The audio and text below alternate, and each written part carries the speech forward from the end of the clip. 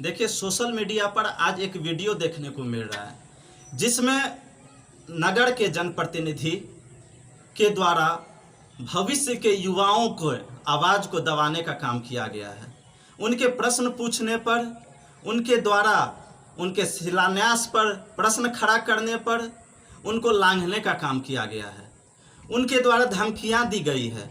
ऐसा जानकारी है कि 15 सालों से ये नगर का प्रतिनिधित्व कर रहे हैं। अगर हमारा जनप्रतिनिधि किसी युवा वर्ग के द्वारा, किसी आम जन के द्वारा, स्थानीय ग्रामीण के द्वारा प्रश्न पूछने पर ऐसा बर्ताव करेंगे तो क्या हम इसी दिन को देखने के लिए ऐसे जनप्रतिनिधि को चुनते हैं?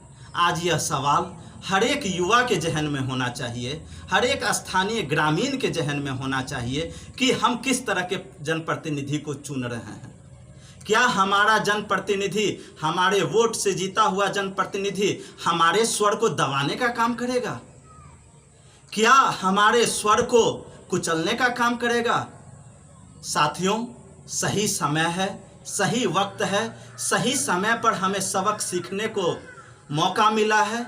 हम सही दिशा में अपने युवा का साथ दें, अपने वोट को सही दिशा में सही व्यक्ति तक पहुंचाएं और ऐसे व्यक्ति को दें जो कि हमारे मांगों पर अमल करे, ना कि हमारे प्रश्न पूछने पर उसे दबाने का काम करे, उसे धमकियां देने का काम करे। पुनः इलेक्शन का समय है, चुनावी समय है। हमें अपना भविष्य 5 सालों के लिए अपने हाथों से गढ़ना है।